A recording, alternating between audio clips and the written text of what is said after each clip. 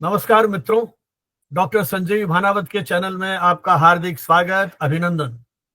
गुरु मंत्र हमारी इस श्रृंखला में आज आपकी मुलाकात हम करा रहे हैं मीडिया और मीडिया शिक्षा से जुड़े हुए हमारे देश के वरिष्ठ पत्रकार, वरिष्ठ मीडिया शिक्षक प्रोफेसर गोविंद सिंह। प्रोफेसर गोविंद सिंह की जो अकादमिक यात्रा है वो बहुत सारे मोड़ को पार करती हुई अंततः आप सेवानिवृत्त होते हैं भारतीय जनसंचार संस्थान से। प्रोफेसर गोविंद सिंह जी, बहुत बहुत स्वागत, अभिनंदन हमारे इस कार्यक्रम में आपका। धन्यवाद, आपका बहुत बहुत धन्यवाद। आपने मुझे इस चैनल में मौका दिया अपने, और जी आपके तमाम श्रोताओं को भी। इसी बहाने यूं तो आपसे परिचय बहुत लंबा है, लेकिन कुछ व्यक्तिगत बातचीत, आपकी पूरी यात्रा, उसके बारे में हम आपसे बातचीत करेंगे। आपकी जो पूरी अकादमिक यात्रा है वो तो उपलब्धि मूलक रही है। सभी परीक्षाओं में आपने अपनी योग्यता, प्रतिभा और क्षमता की छाप छोड़ी है। पंजाब विश्वविद्यालय से आपने स्वर्ण पदक प्राप्त किया, हिंदी में एमए, एमफिल और पीएचडी की उपाधि प्राप्त की। तो आपका जो करियर है वो पत्रकारिता से शुरू होता है। वहां आने से पहले थोड़ा सा हम ये जानना चाहेंगे, आपका जन्म कौन से क्षेत्र में हुआ, किस तरह का परिवेश आपको अपने बचपन में मिला, किस तरह की आपकी पढ़ाई हुई, माता पिता से किस प्रकार की प्रेरणा मिली। तो आज जीवन के जब आप 65 वर्ष पूरे कर चुके हैं, तो जब अपने बचपन को याद करते हैं तो बचपन किस रूप से आप याद करते हैं, उसकी कुछ मधुर स्मृतियां हो या खट्टी मीठी स्मृतियां हो, वो हमारे साथ साझा करें। जी धन्यवाद, बहुत बहुत। असल में जो बचपन की जो कड़वी यादें हैं वही आगे चल करके मधुर बन जाती हैं। जी बचपन में तो बहुत कड़वी होती है, मगर आगे चल करके धीरे धीरे वो अच्छी लगने लगती हैं, क्योंकि यदि वो ना आई होती तो शायद हम इस मुकाम तक नहीं पहुंच पाते। बिल्कुल। तो मेरा जन्म जो है उत्तराखंड, आज के उत्तराखंड राज्य के जो अंतिम जिला है हमारा पिथौरागढ़, पिथौरागढ़ के एक छोटे से गांव में हुआ। पिथौरागढ़ से भी करीब 50-60 किलोमीटर दूर है। काफी हद तक उन दिनों तो पैदल ही जाना पड़ता था। और अब जो है मेरे गांव में अभी भी सड़क नहीं पहुंची है ठीक से, लेकिन यह है कि अब 1-2 किलोमीटर दूर तक अब हम लोग गाड़ी से जा सकते हैं। तो एक तरह से दूरस्थ गांव आप मान लीजिए, जहां विकास की हवा अभी तक नहीं पहुंची है। और जब हमारा बचपन जो हमारा था तब तो खैर नहीं थी, जो आधुनिक विकास जिसको कहते हैं वो एक तरह से नहीं था। तो पिथौरागढ़ जिले के सौगांव नाम का एक गांव है। 100 गांव है। 100 गांव का मतलब 100 विलेज नहीं है। 100 गांव मतलब उस गांव में कभी शाह लोग रहा करते थे। तो वहां स्थानीय भाषा में शाह लोगों को सौजीव बोलते हैं। शाहजी न कह करके सौजीव कह देते हैं। अच्छा, वो अच्छा। 100 लोगों का वो गांव था। और कभी किसी जमाने में, मतलब कोई 500-700 साल पहले वो लोग वहां रहे होंगे, इसलिए उस गांव का नाम ये पड़ा। और उसके बाद जो है हमारे जो पूर्वज हैं वो उस गांव में आए और वहां रहने लगे। तो पहाड़ों का जीवन बड़ा कठिन होता है, बहुत मुश्किल होता है, क्योंकि खेती बाड़ी पर ही निर्भरता होती है या वन्य जीवन पर निर्भरता होती है। जो कुछ वनों से मिल गया या खेती, जहाँ सिंचाई नहीं होती थी, जो भी खेती से मिल गया, वर्षा पर आधारित जो है जो खेत होते थे, उन्हीं से एक तरह से जो मिल गया वही हम लोगों ने जीवन उस पर निर्भर कर लिया। तो वो भी सीढ़ीदार खेत होते हैं, और हर बार बरसात आती है तो खेत के जो दीवारें हैं, जो मेढ़े हैं, वो गिर जाती हैं। और फिर उसके बाद अगले साल फिर उनको बनाना पड़ता था। तो बड़ा कठिन एक तरह से जीवन था। मेरे पिताजी जो है वो द्वितीय महायुद्ध में बर्मा में थे। और द्वितीय महायुद्ध में उन्होंने लड़ाई लड़ी, और वो एक तरह से चीन के घेरेबंदी में थे, प्रिजनर ऑफ वार थे। और लगभग मेरे पिताजी की शादी करीब 18-20 साल में हुई होगी, और तब मेरी माँ की उम्र 11 साल थी।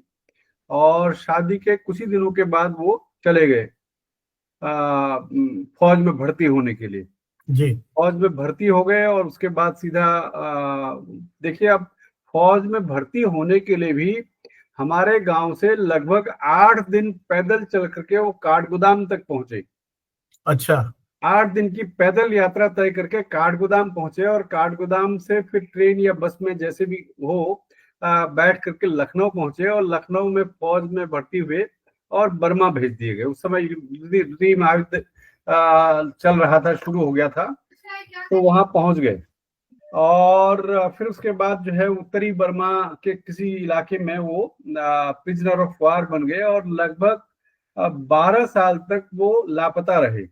और बिल्कुल लापता रहे, कुछ पता नहीं था। मेरे गांव में ये था कि जो चिट्ठी आती थी सरकार की तरफ से कि वो लापता है और संभवतः नहीं रहे, हम्म। तो मेरी माँ के नाम एक दो बार पेंशन भी आ गई थी अच्छा। और एक दो बार तो लापता की पेंशन आई थी। तो पेंशन आने के बाद एक बार सरकार ने ये प्रस्ताव रखा मेरी माँ के सामने कि आप जो है वो उनका देहांत हो चुका है और पेंशन ले लीजिए स्थायी तौर पर। जी। तो मेरी माँ ने कहा नहीं, मेरी आत्मा नहीं मान रही है और मेरे ख्याल से वो अभी जीवित होंगे। हम्म। तो उन्होंने पेंशन स्वीकार नहीं की। अच्छा। पेंशन आई और वापस चली गई। और फिर उसके बाद जो है समझिए कि 1948 में ये सूचना आई कि वो जीवित है। वाह। तो मतलब ऐसी स्थिति में क्या होता है सर, जैसे लापता यदि घोषित हो जाते हैं तो सरकार की ओर से जो सुविधाएं या वेतन मिलता है उसको रोक दिया जाता है? नहीं, वो असल में लापता वाले तो लापता के दौर में कुछ दो बार उनको पेंशन मिली है, बहुत अच्छा। मामूली 5-7 रुपए की पेंशन मिली है। हम्म। लेकिन बाद में जो है ये होता था कि ये मान लिया गया कि वो अब नहीं आएंगे, लापता हो गए यानी मृत्यु हो गई, तो ठीक है। तब जो है पेंशन मिल जाती है। तो वो पिछला पूरा बैकलॉग पूरा करता है 12 साल का, या जितने साल शायद लापता है? शायद शायद मिलता होगा, मुझे अच्छा ठीक अच्छा से अच्छा। आइडिया नहीं है। ठीक है। लेकिन लापता को भी मृतक मान करके पेंशन हो जाती है। जी। तो वो चूंकि अभी ये मुझे इसलिए मालूम है क्योंकि हमारे एक साथी लापता हो गए हैं, मतलब दिल्ली में एक पत्रकार साथी नलिन, आप जानते होंगे, नलिन नलिन चौहान। नलिन चौहान, तो आप ही के प्रदेश के वो रहे हैं। हाँ हाँ, और मेरा संपर्क था उनके उनसे, घर हाँ। में अब पेंशन वेंशन आने लग गई है, ऐसा मैंने सुना अच्छा है। अच्छा अच्छा। जी। तो यही होता होगा। और आजादी के बाद तो नियमों में काफी बदलाव हो गया होगा ना, आप तो बात कर रहे हैं बहुत पुरानी, हाँ बिल्कुल, 60 साल पुरानी 1948 तो। में मालूम जी। पड़ा, हमारे गांव के एक और आदमी बर्मा में उनको रंगून में मिल गए कहीं से। जी। तो उन्होंने बताया कि ये यही हैं और उन्होंने प्रेरित किया कि तुम घर जाओ। घर आए बाद में 1950 के आसपास घर आए और फिर उसके बाद जो है बच्चे पैदा हुए। ओ। यानी मेरी सबसे बड़ी बहन, फिर मेरे भाई और फिर मैं, हम 3 लोग बाद में पैदा हुए। मैं सबसे छोटा हूँ अपने परिवार का। हम्म। तो मेरी माँ ने काफी कष्ट झेला, बचपन में भी कष्ट झेला और उसके बाद भी कष्ट बहुत झेला, क्योंकि पिताजी आ तो गए थे लेकिन वो स्वस्थ नहीं थे पूरी तरह से, हम्म। क्योंकि वो 5-7 साल तक जंगलों में ही भटकते रहे थे। अच्छा। उत्तरी बर्मा से रंगून पहुंचने तक वो नदी, इरावती नदी के किनारे किनारे कहते थे कि मैं कभी गांव में, कभी कहीं कहीं, जो भी मिल गया वो खा लिया। और इस तरह से वो पहुंचे थे रंगून में, जहां कुछ काम कर रहे थे, कुछ मजदूरी मजदूरी कर रहे थे, तो हमारे गांव के एक आदमी ने पहचान लिया जी। और तब उन्होंने सूचना दी कि वो जीवित है करके। हम्म।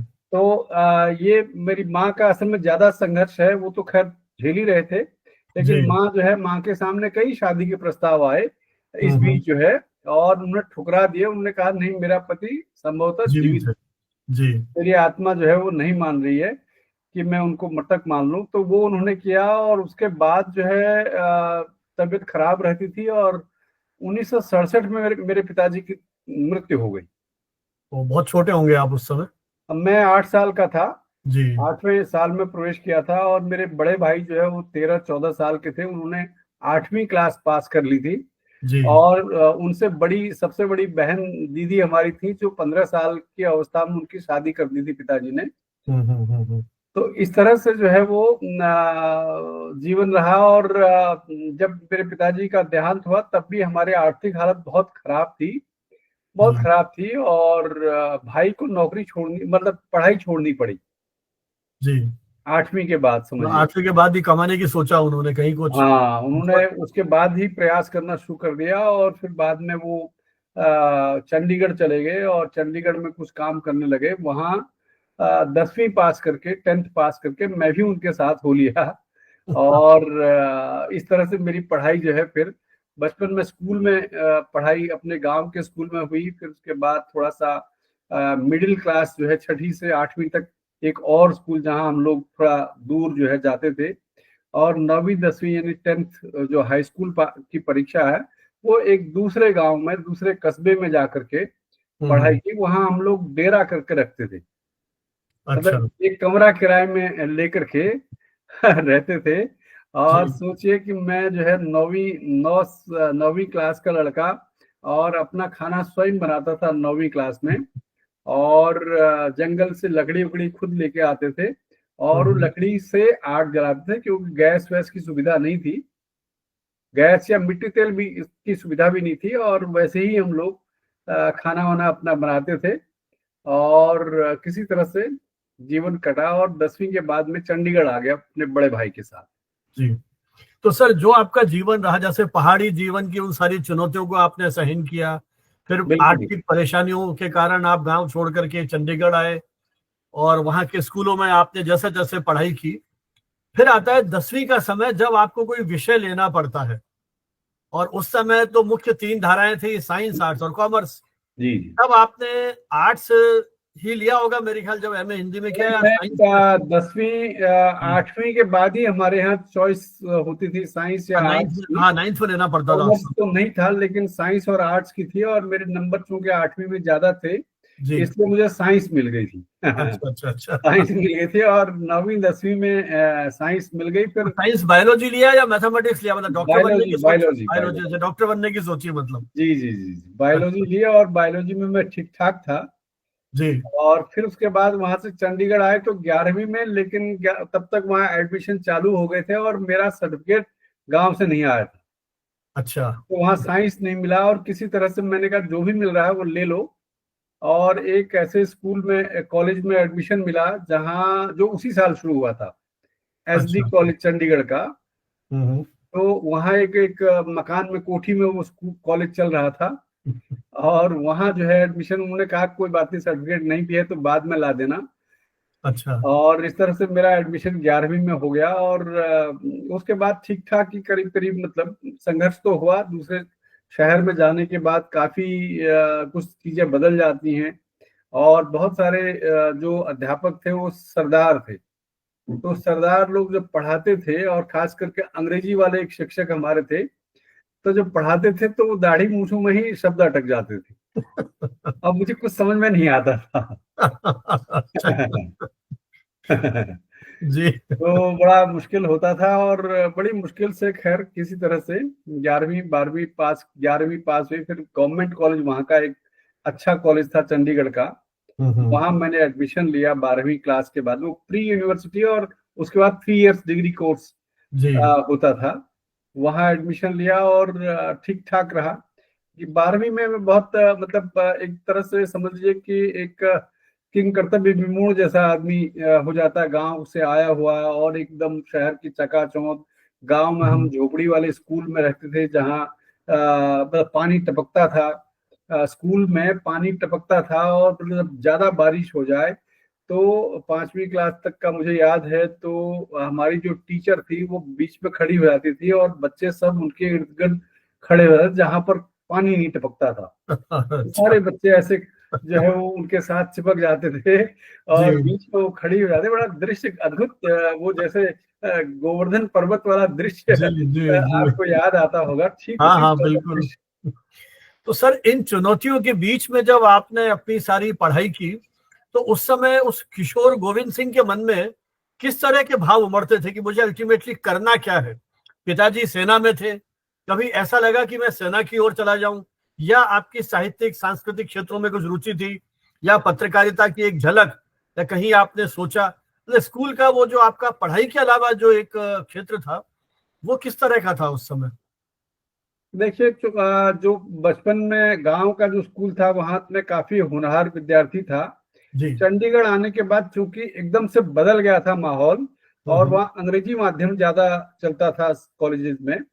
हिंदी में एग्जाम लिखने की छूट थी, लेकिन बाकी जो है अंग्रेजी माध्यम पढ़ाई था। अंग्रेजी में होती थी तो जी। हमारी समझ से परे था तब। हम्म।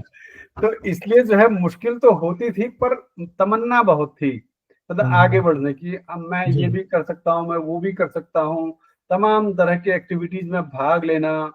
और हिंदी मैंने विषय, मेरे पास हिंदी विषय था ही नहीं असल में बीए फर्स्ट ईयर तक। अच्छा तो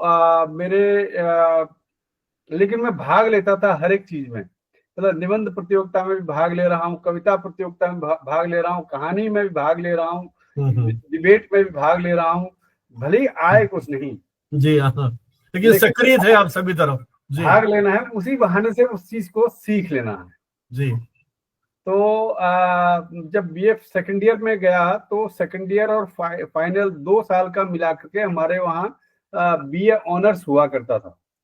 जी तो बीए ऑनर्स लेते थे लोग जो बीए सेकंड ईयर में पहुंचे हों। तो उसके लिए नियम ये था कि बीए फर्स्ट ईयर में उस विषय में आपके 55% से ज्यादा नंबर आए होने चाहिए। हम्म तो एक दिन मुझे हमारे हिंदी के प्रोफेसर मिले, जिनका नाम महेंद्र प्रताप था। अच्छे कवि थे, बहुत बढ़िया कविताएं लिखते थे। और उन्होंने मुझे देखा और उन्होंने कहा कि बेटा तेरे पास विषय क्या क्या है, क्या क्या विषय तुमने बीए सेकंड ईयर में लिए। मैंने कहा कि सर मेरे पास इकोनॉमिक्स और पब्लिक एडमिनिस्ट्रेशन है, और इंग्लिश तो थी ही वहाँ। तो उन्होंने कहा कि तुमने हिंदी क्यों नहीं लिया। मैंने अच्छा कहा कि दो बातें हैं, एक तो मेरा विषय जो है वो बीए फर्स्ट ईयर में हिंदी नहीं था, और दूसरा हिंदी से नौकरी नहीं मिलती है, ऐसा मुझे लोगों ने कहा, जी सिखाया है। तो उनको बड़ा अजीब लगा, उन्होंने कहा कि ऐसा है कि ऐसा नहीं है, हिंदी में भी नौकरी मिल सकती है, और तुमको हिंदी के बारे में सोचना चाहिए। वो हम्म मुझे किसी निबंध प्रतियोगिता में, उन्होंने, मेरा फर्स्ट प्राइज आया था, बीए फर्स्ट ईयर में था, तो वो अच्छा मेरी राइटिंग वगैरह देखी थी उन्होंने। जी तो उन्होंने कहा कि तुमको हिंदी लेना चाहिए, और काफी समझाया उन्होंने मुझे। और हम्म, उन्होंने कहा कि फिर कहा कि मैं तुमको ऑनर्स भी दिलवा दूंगा। अच्छा मैंने कहा कि लेकिन ऑनर्स तो मैंने सुना है कि मिलता नहीं, वो तो बीए फर्स्ट ईयर में उस विषय में मेरे पास 55% से अधिक नंबर होने चाहिए, हम्म तब मिल देगा। उन्होंने कहा उसकी बात छोड़ दो, मैं तुमको दिलवा दूंगा, तुम जो है वो आ जाओ। तो मैंने कहा सर मैं अभी जरा अपने घर में जाकर के अपने बड़े भाई से पूछूंगा, तब आपको कल परसों बताता हूँ। तो दूसरे दिन अपने भाई से मिला, मैं भाई को ने कहा कि भाई मुझे तो कुछ पता नहीं इसके बारे में, तू जान अपनी पढ़ाई। सही बात है। तो इस तरह से जो है जी मैं दूसरे दिन गया, और मैं उनसे मिला ही नहीं, उन टीचर महेंद्र प्रताप जी से। अच्छा तो महेंद्र प्रताप जी ने उस दिन ऐसी आई गई बात होगी, तीसरे दिन फिर मुझे पकड़ लिया सीढ़ियों पर चढ़ते हुए। जी कहा कि तुमने बताया नहीं, क्या तुम आए नहीं। तब तक मतलब लगभग 15 दिन हो चुके थे पढ़ाई को। अच्छा तो उनके पास ऑनर्स में अच्छे विद्यार्थी नहीं थे, असल में समस्या ये थी। हम्म एक लड़का था जो मॉरिशस का रहने वाला था, वो मेरे से करीब दुगनी उम्र का था, वो वहाँ टीचर था, वहां से यहाँ आ गया था स्कॉलरशिप में। अच्छा तो इसलिए जो है वो महेंद्र प्रताप जी ने कहा कि भाई तुम आ जाओ। तो उन्होंने एक और तर्क दिया, उन्होंने कहा कि ऐसा है कि तुम इकोनॉमिक्स या पब्लिक एडमिनिस्ट्रेशन लोगे और उसमें थर्ड डिवीजन आएगी एमए में, तो तुम क्लर्क बनोगे, तुमको क्लर्क की भी नहीं मिलेगी, बड़ी मुश्किल से तुम धक्के खाओगे। तुमको हिंदी में फर्स्ट डिवीजन आ जाएगी तो तुम लेक्चरर बन जाओगे सीधा।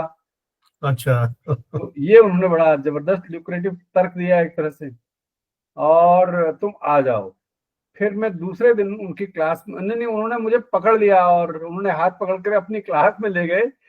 और मैंने कहा सर वो जो मेरे सर हैं जो दूसरे पब्लिक एडमिनिस्ट्रेशन वाले, वो नाराज हो जाएंगे और वो डांटेंगे मुझे। उन्होंने कहा कि उसकी भी चिंता तुम छोड़ दो। वो मुझे अपने क्लास में ले गए, वहां से उन्होंने, उनके कमरे में फोन था, बाकी कमरों में नहीं था, लेकिन बड़े पावरफुल आदमी थे वो। अच्छा और उनके कमरे में फोन था, उन्होंने इंटरकॉम से उन सज्जन को, डीपी सिंह नाम के सरदार जी थे, उनको कहा भाई डीपी सिंह ऐसा है कि तुम्हारा विद्यार्थी मैंने ले लिया, अब तुम अटेंडेंस उसकी मत लगाना। अच्छा इस तरह से मैं हिंदी में आ गया, और संयोग से बीए ऑनर्स में मुझे स्वर्ण पदक मिला पूरे विश्वविद्यालय में, और कई कई साल के बाद, लगभग 10 साल के बाद हमारे कॉलेज में वो स्वर्ण पदक मिला था। अच्छा अच्छा अच्छा। तो बड़े खुश हुए लोग। ये और आपका बीए तक का था, तब तक आपने सोचा नहीं आपने कि मुझे किधर जाना है? जब टीचिंग का उन्होंने आपको ऑप्शन दिया तो आपको लगा होगा मैं टीचिंग में जाऊं। जी जी जी, एक एक ये ऑप्शन था। जी। और दूसरा, बीए सेकंड ईयर फाइनल पहुंचते पहुंचते मुझे अखबारों से संपर्क हो गया था। अच्छा अच्छा अच्छा। अखबार लाइब्रेरी में, रीडिंग रूम में बैठ करके हम लोग अखबार पढ़ते थे। वो खुद महेंद्र प्रताप जी बड़े अखबार प्रेमी थे और अखबार को बकायदा नोट करके, बकायदा अंडरलाइन करके पढ़ा करते थे। अच्छा।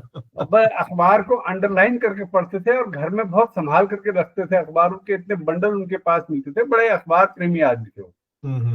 तो उनके ही संसर्ग में एक तरह से कहा जा सकता है कि अखबार में पत्रकारिता की नींव पड़ी। 1975 की बात है, जब इंडिया टुडे शुरू हुआ तो हम लाइब्रेरी में बैठे हुए थे, रीडिंग रीडिंग रूम में। तो एक लड़का बड़े हाई हाई बड़े अच्छे स्कूल का पढ़ा हुआ मेरे पास आया। वो मुझे रोज देखता था, बोले कि ये मैगजीन देखी, इंडिया टुडे के बारे में बता रहा था। तो मैंने कहा कि भाई मैंने तो नहीं देखी, मैं जानता भी नहीं क्या है ये। तो उसने कहा कि ये इंडिया टुडे है, ये ऐसी मैगजीन है जो टाइम मैगजीन की तरह की मैगजीन है हिंदुस्तान में। तो मैंने अच्छा कहा वो टाइम क्या चीज है? उसने कहा ये अमेरिका की सबसे बड़ी मैगजीन है। अच्छा। तो वो नाभा में पंजाब पब्लिक स्कूल है, जहाँ बड़े अमीर लोगों के बच्चे पढ़ा करते थे। हम्म। उस स्कूल का रेजिडेंशियल स्कूल था, वहां से पढ़ के आया हुआ था, तो वो जानता था ये सब बातें। उसने मुझे समझाया कि ये ऐसा है। फिर बाद में मालूम पड़ा कि पत्रकारिता भी, जर्नलिज्म भी एक पेशा होता है। और हम्म। किसी करियर की मैगजीन में मैंने पढ़ा कि एक पेशा जर्नलिज्म भी होता है और इसमें बड़ा अच्छा संभावना है, और राष्ट्र की मुख्य धारा में वो आदमी रहता है।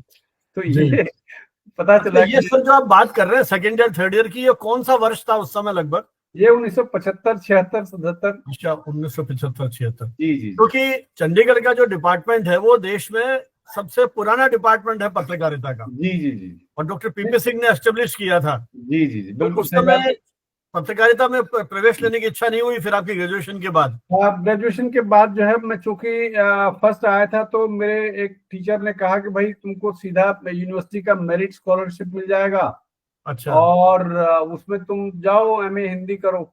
अब इससे हम्म। पहले मैं जो है, वो जो आपने फौज वाली बात कही, आर्मी, हर अच्छा पहाड़ अच्छा। का बच्चा जो है उसकी तमन्ना होती है आर्मी में जाने की। हम्म। और आर्मी में अफसर बन जाए तो और बड़ी बात। तो मैंने भी बीए फाइनल में था, तो मैंने कंबाइंड डिफेंस सर्विस का एग्जाम दिया, रिटर्न पास कर लिया। इंटरव्यू में गया मैं वहाँ बेंगलोर बकायदा, अच्छा। सर्विस सिलेक्शन बोर्ड में गया, और वहाँ जो है वो फेल हो गया।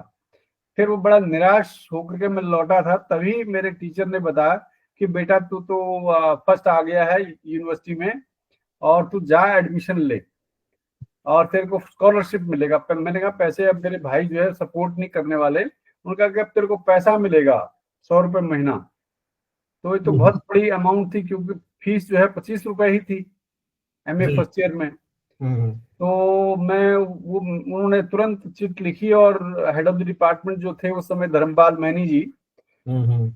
उनके पास चिट्ठी लिखी और कहा कि तो अभी जा। और एडमिशन वहाँ एमए फर्स्ट ईयर में एडमिशन हुए 15 दिन हो चुके थे वहाँ भी।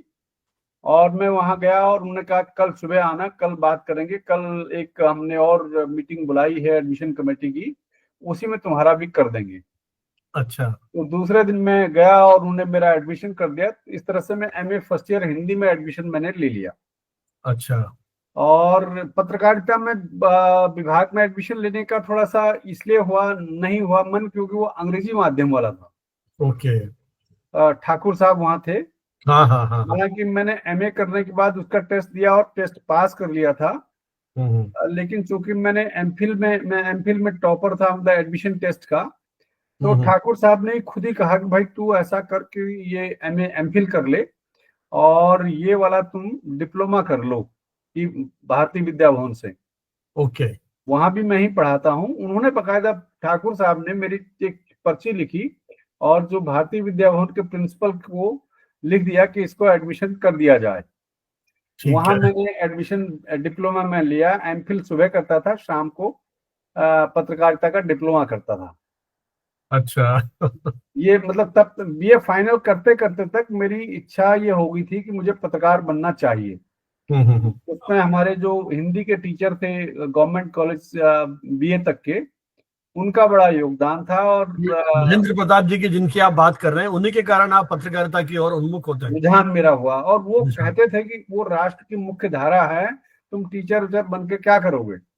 अच्छा। ये भी कहते थे बाद में वो, क्योंकि मेरा लिखना उनको अच्छा लगता था, और कॉलेज की पत्रिका का मुझे संपादक उन्होंने बना रखा था, मैं बहुत लिखता था उसमें, जो भी हम्म। वो कहते थे मैं तुरंत कर देता था। अच्छा, बीए एमए तक जब आए तब तक अखबारों में लिखना शुरू नहीं किया था आपने? एमए में जाकर के, एमए फर्स्ट ईयर में जब मैं पहुंचा तो मैंने एक दिन क्या हुआ कि ट्रिब्यून के संपादक को, दैनिक ट्रिब्यून शुरू हुआ था वहाँ हिंदी का, उसी साल 1978 की बात है शायद, हम्म। 15 अगस्त 1978 को शुरू हुआ। और उसके संपादक को हमारे यहाँ किसी भाषण प्रतियोगिता में मुख्य अतिथि बना करके बुलाया गया। अच्छा। तो जो उसके संयोजक थे, प्रोफेसर जो है, उन्होंने, यश गुलाटी जी, उन्होंने कहा, उन्होंने, वो मुझे जान जान गए थे थोड़ा सा, उन्होंने कहा कि इस लड़के का इंटरेस्ट रहता है लिखने उखने में, इसको भेज देता हूं। उन्होंने कहा कि तुम जा करके ट्रिब्यून के संपादक को लेके आना, साइकिल से जाना और उनके साथ कार में बैठ करके आना, और फिर उनके साथ ही कार में ही वापस जाना, वहां से अपनी साइकिल उठा लेना। जी। तो इस तरह से मैं उनके पास गया, तो अखबार पढ़ने लग गया था, तब तक काफी गहराई से पढ़ने लग गया था।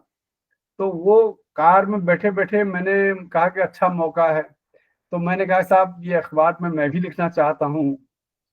तो अच्छा। उन्होंने कहा अच्छा, तो बहुत बढ़िया, युवाओं के बारे में कुछ लिखो, तुम यूथ यूथ हो, और यूनिवर्सिटी में युवा कैसे रहते हैं। हम्म। तो आते ही शाम को मैं लिखने बैठ गया, और मैंने 3 पेज का लेख उनको लिख करके डाक से भेज दिया, डाक से क्या, लिफाफे में बंद करके ट्रिब्यून के गेट के बाहर देके आ गया। अच्छा। वहां से उनका 2-3 दिन के बाद एक पत्र आया उनके सहायक संपादक का, कि आपका पत्र संपादक जी को मिला, आपकी भाषा ठीक है, लेकिन इस लेख को ऐसे लिखिए आप, मतलब 8-10 बच्चों से बातचीत करके, यूथ से, तब आप इसको परिचर्चा परिचर्चा की शैली में लिख करके भेजिए। अच्छा। मेरी फिर भी समझ में नहीं आया, मैं साइकिल उठाई और वहां चला गया उनके, उन अच्छा। सज्जन से मिलने के लिए। मैंने कहा ये जो आपने लिखा है इसका क्या मतलब है। तो उन्होंने कहा कि अरे आप जो 4 लड़के 4 लड़कियां पकड़ करके उनसे बातचीत करके आपने जो विचार हैं वो उनको मिला करके ठीक है। लंबा लेख बना दो। मैंने कहा ये तो बड़ा अच्छा हुआ।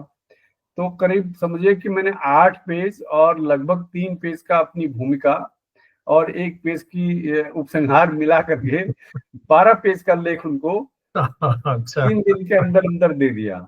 जी। और वो बड़े खुश हुए, उनका यार तुम तो बड़े लिखाड़ आदमी लगते हो।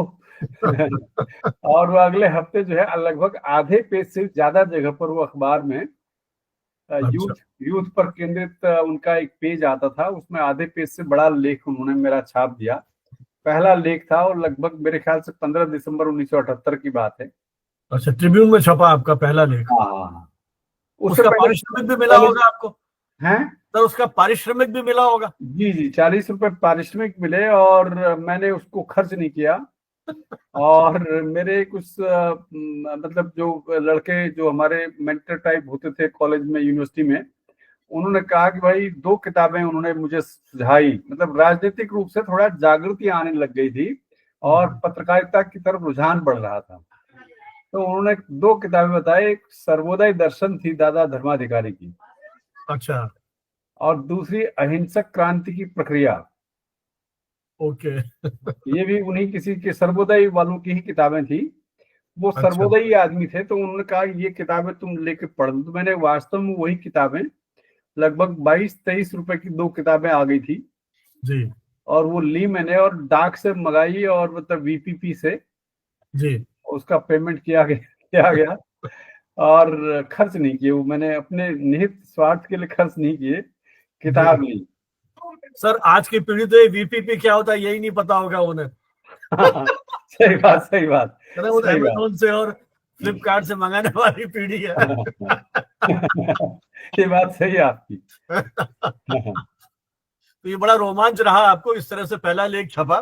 फिर तो मेरे हाँ, ख्याल नियमित लिखने लगे होंगे, आपको असाइनमेंट भी मिलने लगे बिल्कुल होंगे बिल्कुल। वहां वो से। मेरे मेरे हेड ऑफ द डिपार्टमेंट ने उस लेख की कटिंग जो है अपने नोटिस बोर्ड पर चिपका दी, अच्छा। और बहुत खुश हुए, वो लोग भी बहुत खुश हुए। और मैं मिठाई उठाई, अपने जो मूल अध्यापक थे कॉलेज के, उनके पास एक मिठाई का डिब्बा ½ किलो का लेके गया, बहुत खुश है वो भी। उन्होंने कहा करे, और 2-4 और अध्यापकों को बुला करके, हिंदी डिपार्टमेंट के जितने भी टीचर थे उनको बुला करके उन्होंने कहा कि देखो आज हमारे बच्चे का लेख छप गया है। तो सेलिब्रिटी समझ रहे होंगे तब तो अपने आप को हाँ, आप। और उसके बाद धर्मयुग में पहला पत्र जब छपा तो वो भी हाँ। हमारे हेड ऑफ द डिपार्टमेंट ने नोटिस बोर्ड पर लगाया था। अच्छा।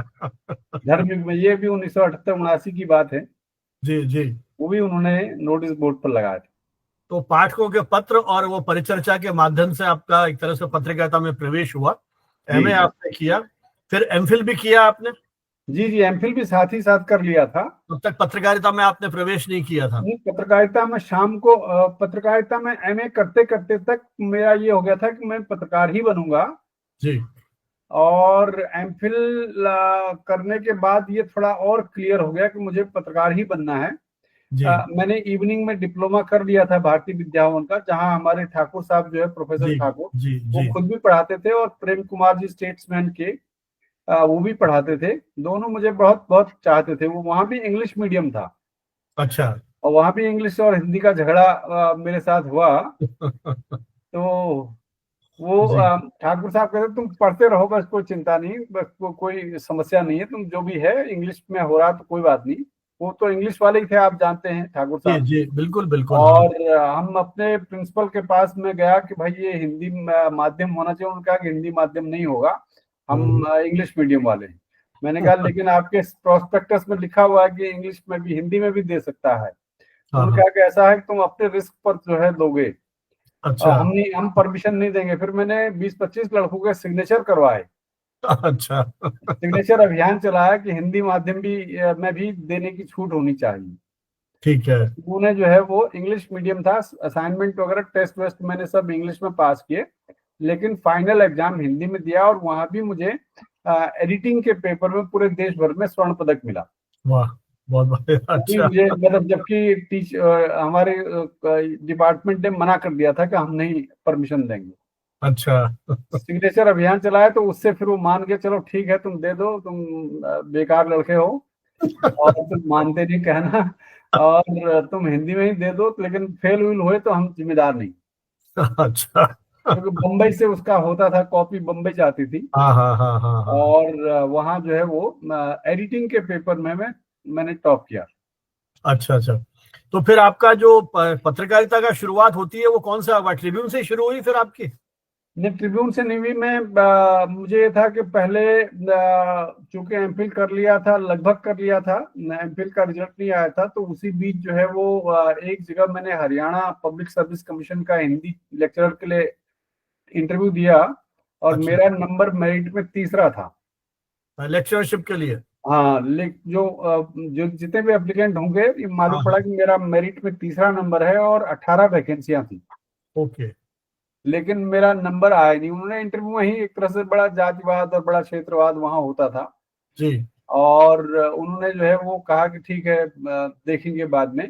मैं चला आया, और मतलब लोग पैसे भी, मालूम पड़ा कि पैसे भी वहाँ मांगे जा रहे हैं। हम्म। तो खैर मेरा मोहभंग जैसा हो गया एक तरह से टीचिंग से, अच्छा अच्छा। कि ये मतलब क्या व्यवस्था से ही मतलब। मोह भंग हो गया ये कहें अपन?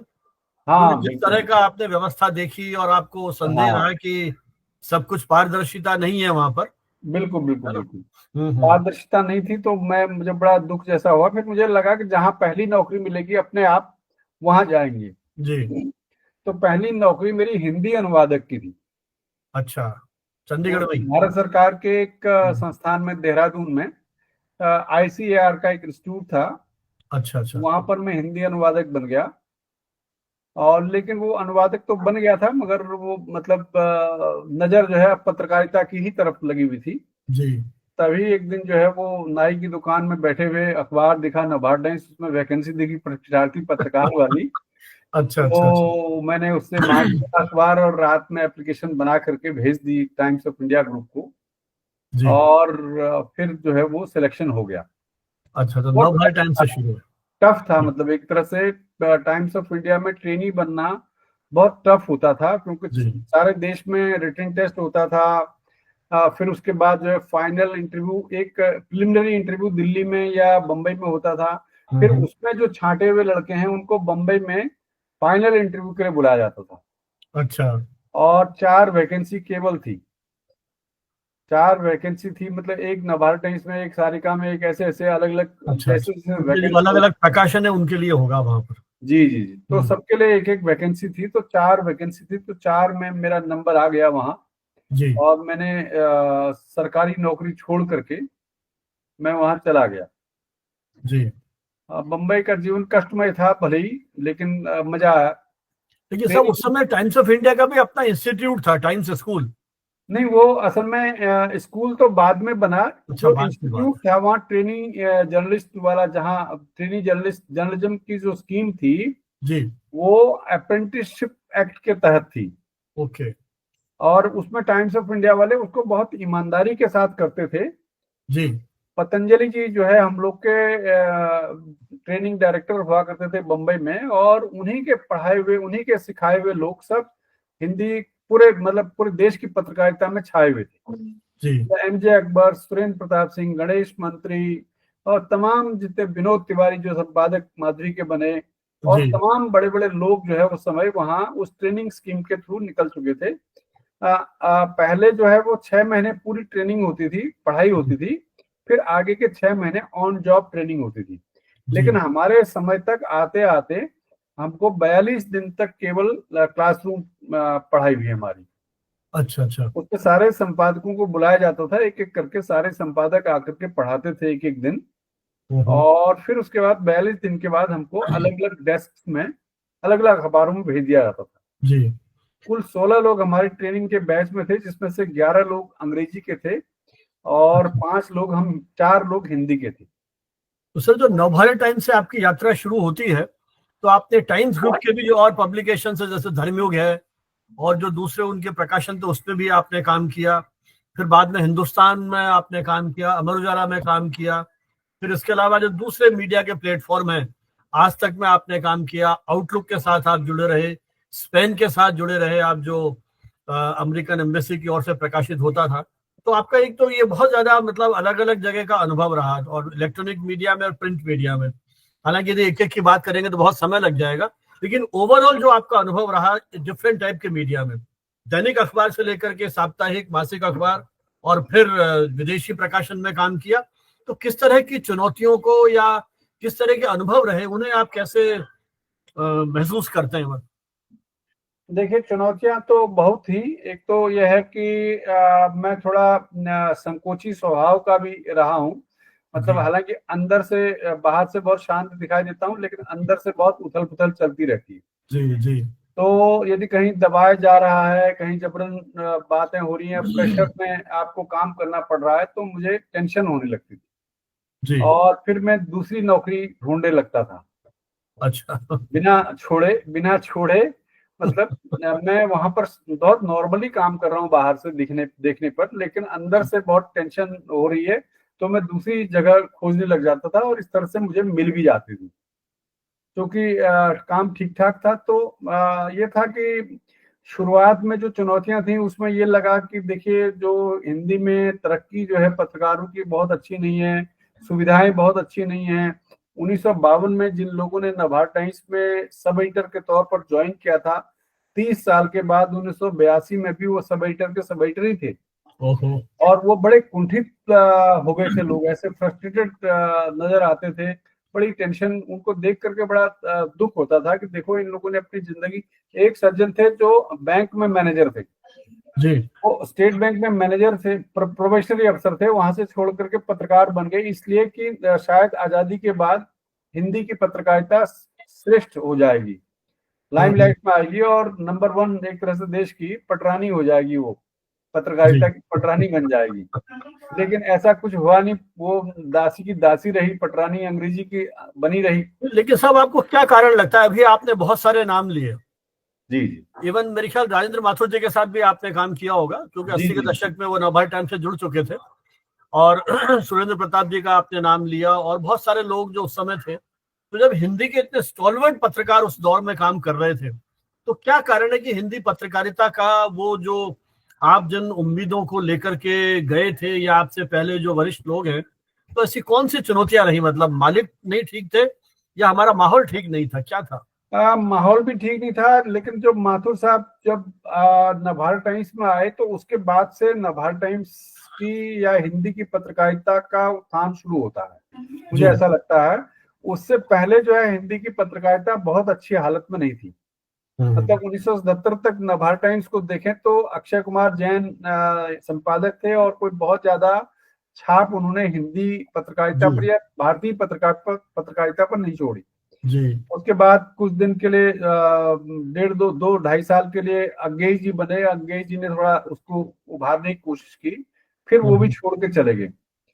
और जो पत्रकारिता थी वो बहुत बहुत एक तरह से तरक्की नहीं कर रही थी, और बहुत अंग्रेजी की तुलना में दोयम दर्जे की थी। जी। ये सबसे बड़ी समस्या थी। और तनख्वाहें, जो सुविधाएं हैं पत्रकारों को, बहुत कम थी। 1980 तक आपको मालूम होगा कि जी। बिल्कुल वेज बोर्ड जैसी कोई चीज नहीं थी। पालेकर ट्रिब्यूनल अवार्ड आया तो उसने पहली बार कहा कि देखिए, जो एक उप संपादक है, उसका काम जो है एक असिस्टेंट प्रोफेसर यानी लेक्चरर उन दिनों कहते थे, बिल्कुल। लेक्चरर से ज्यादा महत्वपूर्ण है, जी। ज्यादा चुनौती का, ज्यादा जिम्मेदारी का काम है। वो रात की ड्यूटी में काम करता है, एक शब्द गलत लिख देता है तो दंगा हो सकता है। बिल्कुल। तो इसलिए उसने जो है जो स्केल बनाया वो लेक्चरर से ज्यादा का बनाया। जी। जो नंबर वन अखबार हुआ करते थे ए कैटेगरी के, तो उसमें जी। 1,000 रुपए हमारा जो स्केल था बम्बई में, वो 1,2460 का था। जबकि उन दिनों लेक्चरर का स्केल जो है वो 700 सात 1600 सात सौ से था। बिल्कुल बिल्कुल सही कह रहे सात हैं। सौ सोलह सौ हाँ। रुपए का स्केल था। जी। तो उससे पहले तो हालत बहुत खराब थी। उसके बाद धीरे धीरे धीरे धीरे स्थिति सुधरने लगी। और मुझे लगता है कि माथुर साहब का इंदौर से दिल्ली आना जो है राष्ट्रीय हिंदी पत्रकारिता में एक बहुत बड़ा प्रस्थान बिंदु है। और जी। उसने काफी हिंदी को संवारा। जी। फिर वो अपने साथ सुरेंद्र प्रताप सिंह को ले आए, जो रविवार के संपादक थे। और रविवार जो है एक स्टैग्नेशन की स्थिति में पहुंच गया था, उसका सर्कुलेशन घट रहा था और कुछ कर नहीं पा रहे थे एसपी सिंह। एसपी सिंह को कार्यकारी संपादक बना करके ले आए। जी। और फिर तरह तरह के लोगों को उन्होंने जोड़ा। बहुत अच्छी दृष्टि उनकी, गजब गजब की दृष्टि थी। जी। तो जबकि मूलतः वो अंग्रेजी के व्यक्ति थे माथुर साहब। हाँ, बिल्कुल अंग्रेजी के व्यक्ति थे, अंग्रेजी के प्रोफेसर थे इंदौर में। और जी। हिंदी पत्रकारिता आगे बढ़े और उसकी तरक्की हो, उसमें तरह तरह के विषय को स्थान मिले, ये उन्होंने उनकी नजर रहती थी। साहित्य के मतलब एकदम समझ लीजिए कि सरहदों से वो निकाल करके बाहर ले आए पत्रकारिता। जी। उससे पहले तक साहित्यिक पत्रकारिता ही मानी जाती थी, साहित्यकार ही पत्रकारिता को चला सकते हैं। उन्होंने 3 लेख टाइम्स ऑफ इंडिया में लिखे इंदौर में रहते हुए। बिल्कुल राइज ऑफ हिंदी जर्नलिज्म याद है मुझे। जी, तो 3 लेख बहुत महत्वपूर्ण है उस हिसाब से। जी। और उन्होंने जो है वो तरह तरह के लोगों को जोड़ा। मतलब आपको हैरानी होगी कि वो एक लड़के से जयपुर में मिले, उसका नाम गिरिराज अग्रवाल है। और वो इंजीनियर, राजस्थान नहर में सिविल इंजीनियर था, नया नया ट्रेनी बना था। तो वो उनसे मिला और कहा कि सर मैं पत्रकार बनना चाहता हूँ। उन्होंने कहा लेकिन तुम तो ऑलरेडी इंजीनियर हो। पूछा उछा, बायोडेटा देखा तो उनका इंजीनियर हो। तो उसने कहा लेकिन मैं इंजीनियर तो हूँ, लेकिन मन मेरा जो है पत्रकारिता में लगता है। तो उन्होंने कहा कि तुमको हमारे यहाँ की ट्रेनिंग स्कीम से आना पड़ेगा। तब तक स्कूल शुरू हो गया जिसकी आप बात कर रहे थे, जी। Time centre for media studies शुरू हो गया था। वहां उसने एडमिशन टेस्ट दिया, वहां पास हुआ। टेस्ट होने के बाद वहां फिर उसने बकायदा 10,000 रुपए साल की फीस थी, वो दिया। उसके बाद उन्होंने नवभारत टाइम्स में उसको सब एडिटर बनाया। और फिर उसको साइंस पत्रकार के तौर पर डेवलप करने लगे। उसको जी। जगह जगह साइंस की एक्टिविटीज में भेजते थे, कहीं सेमिनार हो रहा है, कहीं कुछ हो रहा है, कहीं आविष्कार कुछ हो गया तो जाके तुम देख के आओ। तो साइंस के लोग आए, कृषि के लोग आए, साहित्य के लोग आए, विज्ञान, मतलब तमाम इंटरनेशनल रिलेशंस के लोग आए। वो सब अखबार में उनको जगह मिले, ये वो चाहते थे। जी। तो सर ये जो आपका रहा, फिर आप इलेक्ट्रॉनिक मीडिया की ओर भी गए। मेरे ख्याल आज तक का वो शुरुआती दौर ही था, तो वो भी एक अलग तरह का अनुभव रहा होगा आपका। तो जी जी। इलेक्ट्रॉनिक और प्रिंट, इनमें किस तरह का आपने महसूस किया, और देखिए, एकदम जब शिफ्ट किया तो किस तरह की समस्याएं हैं ये आपके सामने? 1990 के बाद खास करके जब टेलीविजन चैनल बढ़ने लगे तो उसके जी। बाद ये लगने लगा कि शायद हिंदी अखबार की जो पत्रकारिता है वो खत्म हो जाएगी। जी। मतलब उसमें कहानियां आने लग गई थी, उसमें धारावाहिक आने लग गए थे, उसमें तरह तरह की परिचर्चा होने लग गई थी। तो लोगों को लगा कि अब अखबार की क्या जरूरत है। जी तो उसी समय जो है वो जी न्यूज आया और स्टार न्यूज आया और आज तक एक प्रोडक्शन हाउस के तौर पर आया, एनडीटीवी प्रोडक्शन हाउस बना। तो लोग बड़ी संख्या में हिंदी के अंग्रेजी के पत्रकार जो है इनमें जाने लगे। जी और 99 में नभार टाइम्स की हालत बहुत खराब थी। पंडित विद्यानिवास मिश्र जा चुके थे और किसी को प्रधान संपादक उसके बाद नहीं बनाया गया। जी। और ये कहा जाता था, अफवाह उड़ती थी कि अब नभार टाइम शायद बंद हो जाए। तो उसी बंद हुए समय भी, लखनऊ एडिशन बंद हुआ, जयपुर एडिशन बंद हुआ। जी जी जी। जी वो भी बंद हो गए, पटना हाँ, एडिशन बंद हो गया। पटना बंद हुआ। हाँ। तो उस समय फिर मैंने जी न्यूज में ज्वाइन किया। जी न्यूज में मैं रिसर्च डिपार्टमेंट का हेड बन गया था और जी वहां मैं चला गया था। हालांकि वो मन नहीं लगा, फिर उसके बाद आज तक आ गया था 1 साल में ही। और आज तक में मेरे मित्र लोग थे शुरू में, उन्होंने बहुत अच्छी तरह से ट्रीट किया। और आज तक का जो रिसर्च डिपार्टमेंट है वो मैंने ही इस्टेब्लिश किया। और अच्छा। उससे पहले वहाँ चूंकि चैनल था ही नहीं, तो एक प्रोडक्शन हाउस था, तो उसमें बहुत कम काम होता था रिसर्च का।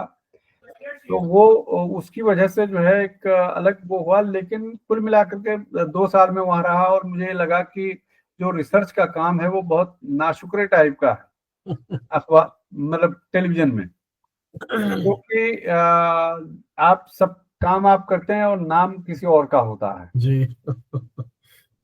तो ये एक सही समस्या सही। मुझे लगी और उसमें मैं नहीं आ पा रहा था, मतलब मुख्य धारा में जो है रिपोर्टिंग में या एंकरिंग में नहीं आ पा रहा था, क्योंकि मैंने बीच में जाकर के टेलीविजन में शुरुआत की थी, अच्छा अच्छा अच्छा। मध्य में जाकर के। तो देखिए वो साहब, आप मेरे ख्याल करगिल न्यूज, ये करगिल वॉर को आपने कवर किया और लोकसभा के इलेक्शंस भी आपने कवर किए। जी जी तो वैसे तो खैर एक पत्रकार के रूप में आपके पास अनुभवों का भंडार होगा, लेकिन दो मुख्य घटनाएं जो हैं, विशेषकर करगिल युद्ध, तो उस समय का कोई ऐसा अनुभव, क्योंकि युद्ध को देखना एक वॉर रिपोर्टर के रूप में ये अपने आप में एक अद्भुत अनुभव है। तो कोई ऐसे अनुभव जो आप शेयर करना चाहें हमारे साथ? उसमें करगिल युद्ध के दौरान संयोग से मैं रिसर्च डिपार्टमेंट से हट करके उसके मुख्य मेन डेस्क में प्रभारी बन गया था जी न्यूज में। और उस समय जो है वो मुझे सब कुछ देखना पड़ रहा था, इंचार्ज जैसा, आउटपुट डेस्क का इंचार्ज उस समय में हुआ करता था। जी और अब हमको ठीक से मालूम नहीं था। एक दिन हमने अपने कश्मीर में जो संवाददाता है नसीर अहमद, नसीर के घर में फोन किया कि भाई वो नसीर जी से हमको तुरंत बात करनी है। तो नसीर की वाइफ ने फोन उठाया और नसीर की वाइफ ने कहा कि वो तो निकल गए, कल कल ही निकल गए। और मैंने कहा कि बात कराइए उनसे। उन्होंने कहा कि यहाँ जंग हो रही है और आपको बात कराने की पड़ी हुई है और आपको समझ में नहीं आता है। मुझे डांट दिया बड़ी बुरी तरह से। और इस तरह से जो है वो हमको लगा कि शायद मैंने कुछ गलत बात कर दी है। वास्तव में जंग की स्थिति हम कल्पना नहीं कर सकते दिल्ली में बैठ बिल्कुल करके। वहां बिल्कुल। जंग हो रही है और लड़का सुबह से निकला हुआ है, कब आएगा, उसकी पत्नी टेंशन में है। और मैं कह रहा था कि हमको बात करें, हम उसको फोन लेना चाहते हैं। जी तो इस तरह से ऐसे ही जो है वो अफगानिस्तान से, पेशावर से रहीमुल्ला यूसुफजई का हम लोग फोन लेते थे। एक दिन जो है हमने रात में 12 बजे, नरेश चंद्रा जो है वो राजदूत थे अमेरिका में, उनको रात को उनको हमने जगा दिया। हमारे को तो मालूम नहीं था कि वहां 12 बजे है, हम अपने हिसाब से सोच रहे थे। फोन कर दिया और कहा कि आपसे बात करनी है, आपका बयान लेना है। तो उन्होंने कहा कि भाई तुमको पता भी है यार क्या टाइम हो गया, मैं 12 बजे अभी थोड़ी देर पहले ही सोया हूँ और हाँ तुमने हाँ। मुझे जगा दिया, कैसे आदमी, तुम पत्रकार हो क्या हो। तो बड़ा डांट पिड़ाई। और खैर फिर भी वो मान गए बेचारे और वो उन्होंने बातचीत की हमारे साथ। तो इस तरह के बहुत सारे किस्से हैं। जी जी। तो ये सब 30 साल की आपकी यात्रा रही मुख्य धारा के मीडिया के साथ।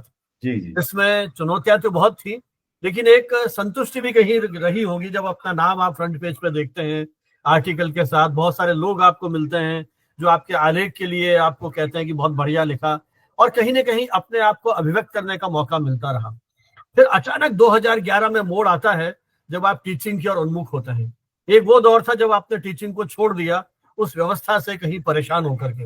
हालांकि मेरा आपका जो परिचय मुझे याद आता है, आपने ठाकुर साहब को याद किया वो जब जयपुर में थे, तब उन्होंने आपको वहां एक इंस्टीट्यूशन में निमंत्रित किया था अपना व्याख्यान देने के लिए नियमित रूप से।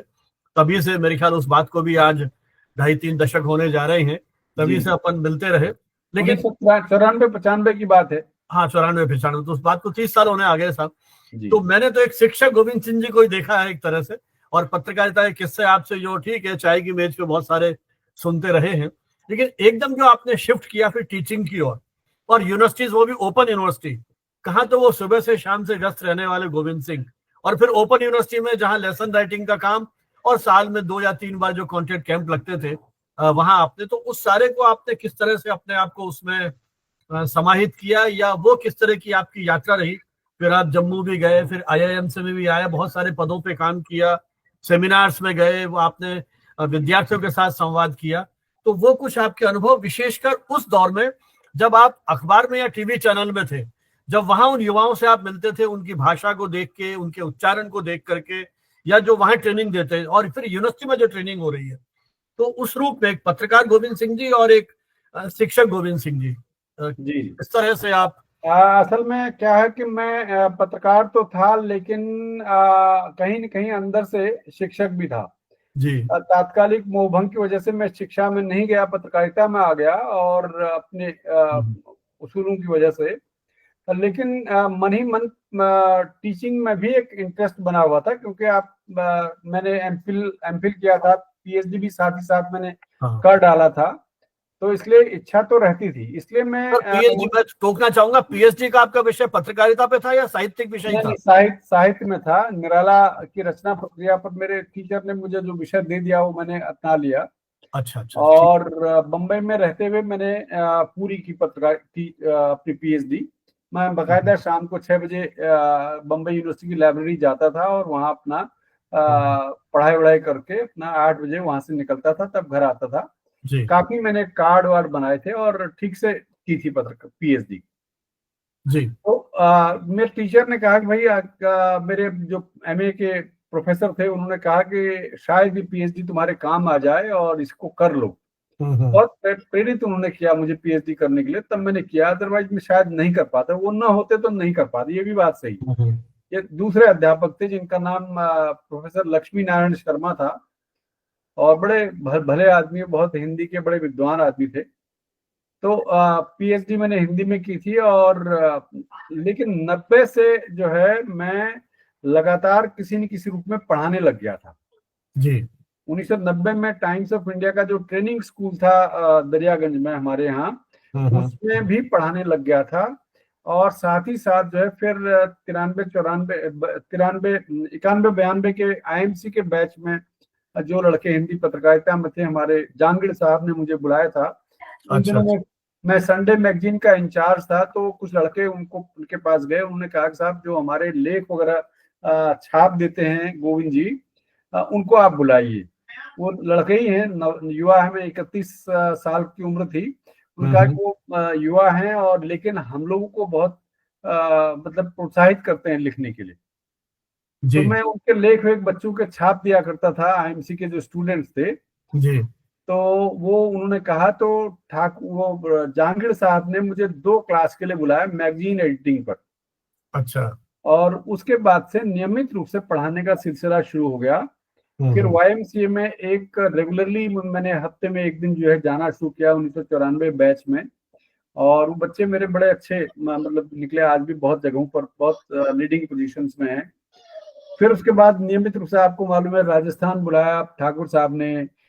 ठाकुर साहब ने माखनलाल चतुर्वेदी यूनिवर्सिटी भोपाल में इसी तरह से 10 दिन के लिए मुझे बुलाया, और 10 दिन में मैं पूरा एक पेपर जो है राइटिंग का कंप्लीट करके आया था। राजस्थान में भी मैंने करीब 7-8 दिन में पूरा एक पेपर जो है कंप्लीट करके बिल्कुल आया था। बिल्कुल। तो इस तरह से टीचिंग में एक दिलचस्पी बढ़ गई थी। फिर 1996 से दिल्ली विश्वविद्यालय के साउथ कैंपस में पढ़ाने लगा, अच्छा। और वहां भी हफ्ते में एक दिन जाता था, और बहुत मन लगता था पढ़ाने में। मतलब 1.5 घंटे क्लास होती थी, और मैं 3 घंटे तक पढ़ाते ही रहता था। जी जब टीवी में आ गया और जाना बहुत मुश्किल हो गया, तो मैंने कहा कि मैं नहीं आ सकता हूँ, किसी और को बोल दीजिए। तो उन्होंने 6 महीने के लिए एक सेमेस्टर में किसी और को कहा, टीचर को, हिंदी के प्रोफेसर को। और बाद में उन्होंने कहा नहीं, बच्चे नहीं मान रहे, आप आइए। अच्छा। और मैंने कहा कि लेकिन मैं संडे को आ सकता हूँ, छुट्टी उस दिन होती। मैं अमर उजाला में था उन दिनों, और काफी जिम्मेदारी थी, कार्यकारी संपादक बन गया था। हाँ हाँ। तो तब जो है उन्होंने मुझे कहा कि भाई आप संडे को ही आइए, हम बच्चों को बुला लेंगे। तो बच्चे केवल मेरे लिए संडे के दिन आया करते थे, और लगभग 6-7 साल मैंने इस तरह से साउथ कैंपस में संडे की क्लास ली। जी। तो एक दिलचस्पी थी। और यहाँ आकर के जब मैं 2010 में कार्यकारी संपादक बना अमर उजाला में, और उसके बाद जो है वो हिंदुस्तान में कार्यकारी संपादक बना, कादम्बिनी और हिंदुस्तान में।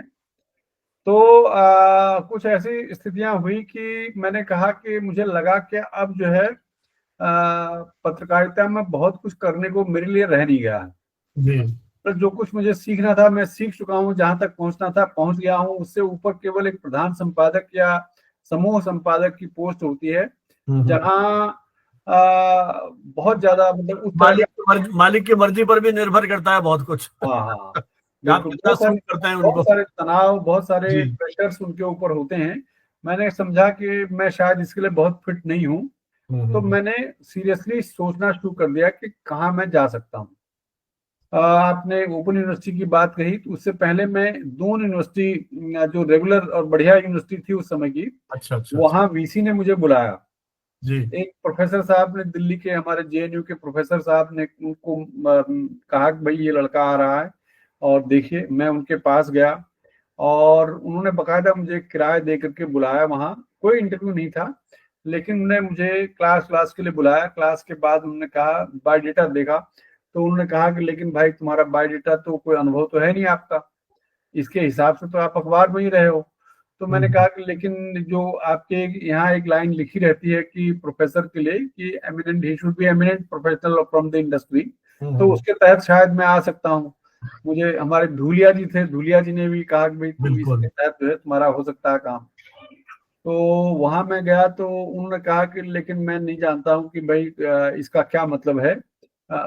एमिनेंट किसको मानेंगे, आपके पेशे में के बारे में जानता नहीं हूँ। आप उप संपादक भी मेरे लिए बराबर है, और सहायक संपादक भी बराबर है, संपादक भी बराबर है। मैं किसको मानूं कि वो एमिनेंट है? मैं तो जानता नहीं हूँ। मैं तो जो मिलने के लिए आता है उसी को सब असली पत्रकार समझता हूँ, स्ट्रिंगर। तो आप अच्छा अपना बायोडाटा दीजिए, मैं यूजीसी से फॉलो अप करूंगा। अच्छा। और वो जानने वाले थे, जबकि वो सज्जन बड़े, उन्होंने मुझे बुलाया था, और वो हमारे इलाके के थे, पंत जी थे वो भी। तो बुलाया था, लेकिन वो उन्होंने कहा कि बहुत सारे प्रेशर आएंगे और बहुत सारे आरटीआई मांगी जाएगी, तो मैं रिस्क नहीं ले सकता।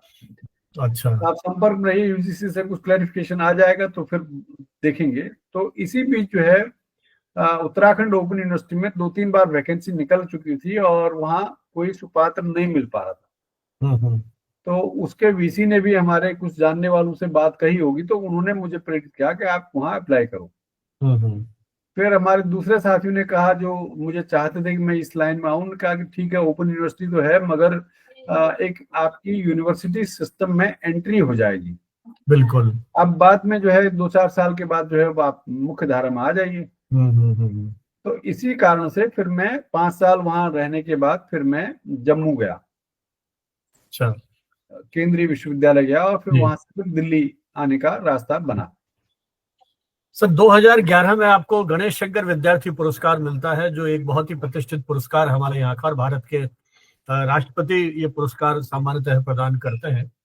तो इस पुरस्कार की घोषणा हुई और आप जब उस मंच पर पहुंचे, राष्ट्रपति के हाथों से जब आप सम्मानित हो रहे थे, कितना लंबा आपका समय रहा पत्रकारिता में, किस तरह की अनुभूतियां, किस तरह के रोमांच की अनुभूति हुई? कुछ याद कर पा रहे हैं उस रोमांच को अभी? नहीं नहीं, वाकई बहुत रोमांचकारी घटना मेरे जीवन में रही है। क्योंकि मैंने तो सोचे कि 5वीं क्लास के बाद में आगे पढ़ भी पाऊंगा, इसकी भी कल्पना नहीं की थी। बिल्कुल।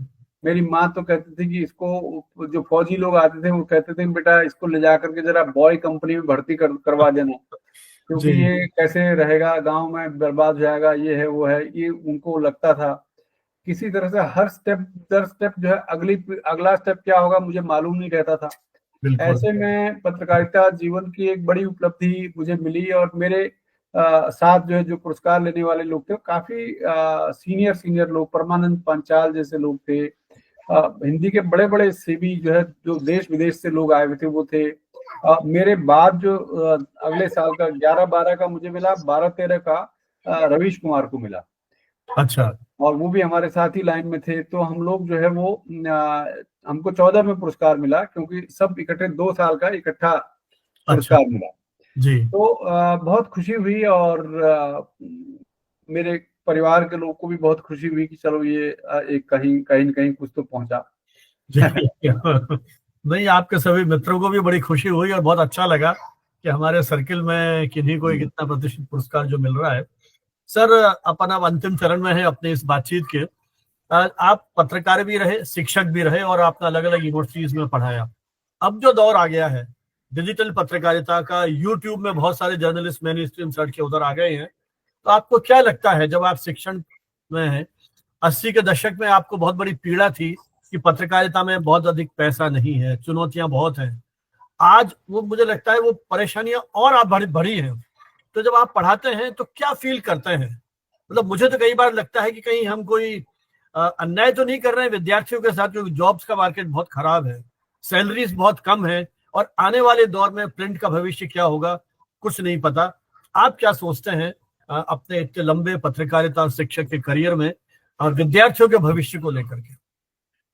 देखिए, समस्याएं तो बहुत हैं, चुनौतियां बहुत हैं, और एक तरह से आगे क्या होगा इसको लेकर के बहुत स्पष्टता कहीं नजर नहीं आती है, दूर दूर तक नजर नहीं आती है।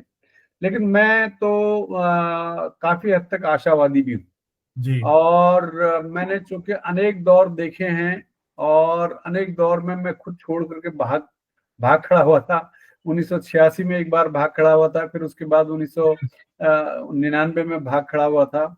और मुझे लगता है कि बीच बीच में जो है ना बड़े मुश्किल दौर आते हैं। 95 के बाद का हिंदी पत्रकारिता का दौर वो था जब कहा जाता था कि हिंदी पत्रकारिता बंद हो जाएगी, सब टेलीविजन आ जाएगा। और आज का दौर है जब टेलीविजन भी एकदम बुरी हालत में है, जी। और सब जो है फेसबुक और यूट्यूब वगैरह ने, मोबाइल ने ले लिया है। बहुत सारे लोग कहते हैं कि साहब ये प्रिंट पत्रकारिता बंद हो जाएगी, खत्म हो जाएगी, इसके बस 8-10 साल बड़ी मुश्किल से बचे हुए हैं। मुझे अब भी ये लगता है कि हो सकता है कि प्रिंट पत्रकारिता फिर से लौट आए, क्योंकि जिस तरह से टीवी का पतन हो रहा है, टीवी अब आजकल टीवी नहीं देख रहे लोग, ओटीटी अब सबने लगा लिया अपने पास, जी। इंटरनेट टेलीविजन लगा लिया है, तो इसलिए ओटीटी के थ्रू ज्यादा देखते हैं। मोबाइल में सब कुछ जो भी है वो देख लेते हैं। लेकिन मोबाइल से भी बहुत कष्ट है, क्योंकि जी। जो आंखों को कष्ट हो रहा है मोबाइल से हो रहा है। बहुत सारे तनाव, बहुत सारे जो इंफॉर्मेशन का बम्बार्डमेंट हो रहा है मोबाइल के जरिए, वो भी बहुत हमको परेशान कर रहा है। तो मुझे लगता है कि जिस तरह से एक दौर था जब हम सुबह से शाम तक टीवी को छोड़ते नहीं थे, आज जो है सुबह से शाम तक टीवी न भी देखें तो भी कोई फर्क नहीं पड़ता मेरे लिए, खास करके तो मोबाइल पर हर घंटे हम अपडेट होते रहते हैं, अपडेट सूचनाएं होते रहते हैं। रहती हैं। बिल्कुल। तो लेकिन ये मोबाइल से भी मोहभंग हो सकता है, और प्रिंट की स्थिति जो है मुझे लगता है कि वो बनी रहेगी, भले ही थोड़ा बहुत कम हो जाए। लेकिन स्पेशलाइज्ड पत्रकारिता हो सकती है, कुछ राजनीतिक पत्रकारिता, कुछ आर्थिक पत्रकारिता, कुछ विशेषीकृत पत्रकारिता हो सकती है। मगर प्रिंट जर्नलिज्म मुझे लगता है कि खत्म नहीं होगा, जैसे जी। किताब खत्म नहीं हुई। जी। सर, आपने जीवन में बहुत कुछ देखा, भुगता, किस तरह के पारिवारिक उन संघर्षों से निकल के पत्रकारिता के विभिन्न युगों को आपने जिया, और फिर एक शिक्षक के रूप में भी आप डीन जैसे सर्वोच्च पद पर आप पहुंचे। अपने पूरे जीवन को आप 2-3 पंक्ति में यदि व्याख्यायित करना चाहें तो कैसे करेंगे? देखिए, मैं तो अपने स्थिति से बहुत प्रसन्न हूँ एक तरह से, क्योंकि जैसा मैंने कहा कि मुझे मालूम नहीं था कि मुझे क्या करना है, और परिस्थितियां बनती गई और मैं आगे बढ़ता गया। जो भी मैंने किया वो जहां पर भी रहा वहां मेहनत से काम किया, जी। मेहनत से और ईमानदारी से काम करने की कोशिश की। और वही मेरी जो मेहनत और ईमानदारी है वो कहीं भी ऐसा नहीं हो कि मुझे निकाला गया हो। जी। भले ही लोग मुझे कई मोड़ ऐसे आए जब नापसंद कर रहे हो, लेकिन उन्होंने कभी ये नहीं कहा कि आप चले जाइए। मेरे काम से वो संतुष्ट थे, मेरी मेहनत से, मेरे काम से और मेरी ईमानदारी पर कभी किसी ने प्रश्न नहीं उठाया, चाहे शिक्षा में हो, चाहे पत्रकारिता में हो, चाहे टेलीविजन में हो, चाहे मैगजीन में हो, सब जगह जो है एक जो बेसिक जो मुझे सम्मान मिलना चाहिए वो मिला। और इसलिए मुझे संतोष होता है और मैं बहुत ज़्यादा प्रशासनिक पदों के बजाय पढ़ाने के काम को ज़्यादा एंजॉय करता हूँ। और जी आईएमसी भी मैं इसीलिए आया क्योंकि मुझे लगा कि आईएमसी एक ऐसी जगह है जहाँ पढ़ाने का मतलब है, जहाँ बहुत अच्छे बच्चे आते हैं जो क्वेश्चन करते हैं सवाल क्लास में, और जो लगातार जो है एक तरह से टीचर को आगे बढ़ने को प्रेरित करते रहते हैं। जी मतलब टीचर वहाँ ऐसे ही क्लास में खड़ा नहीं हो सकता, उसको जी तैयारी करके जाना पड़ेगा। तो ये मुझे बहुत अच्छा लगता है और आज भी मैं जो कर रहा हूँ पढ़ाने का ही काम ज्यादातर कर रहा हूँ। जी।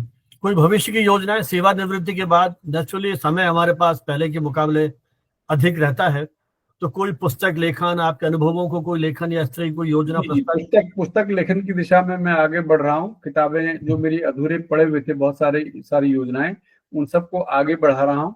और कुछ एक दो प्रकाशकों के पास प्रपोजल भी गए हैं और जी मुझे उम्मीद है कि एक आध हफ्ते में कुछ आ जाए। और कुछ तो किताबें ऐसी हैं जो मतलब लगभग आधी लिखी पड़ी, आधी टाइप जी। पड़ी है कंप्यूटर में, लेकिन वो किसी न किसी वजह से आगे नहीं बढ़ पाई। तो मैं ये हम्म। काम निश्चित रूप से आने वाले दिनों में करूंगा। चलिए, हम भी उम्मीद करते हैं कि उन पुस्तकों के माध्यम से आपके जीवन के अनुभवों को हम भी साझा कर पाए। एक बालक गोविंद सिंह किस तरह की आर्थिक परिस्थिति से निकलते हैं? पिता का साया बहुत जल्दी सिर से उठ गया, माताजी कोई बहुत अधिक साक्षर नहीं, कोई दिशा निर्देश नहीं, बहुत जल्दी आप गांव छोड़ करके, वो गांव जहां अभी तक सड़कें नहीं पहुंची है, हम कल्पना कर सकते हैं जब आपका जन्म वहां हुआ होगा तब किन हालातों में आपने अपना जीवन बिताया होगा, और आज आप अपनी मेहनत, अपने बलबूते पर यहाँ तक पहुंचे हैं। हमारी जो युवा पीढ़ी क्षेत्र में आना चाहती है, जो कुछ पाना चाहती है, उन्हें गुरु मंत्र के रूप में आप क्या कहना चाहेंगे? वो क्या कुछ ऐसा करें, निरंतर अभ्यास करें कि वो भी आप ही की तरह अपने जीवन में उच्च शिखर पर पहुंचे, अपने सपनों को पूरा कर सके?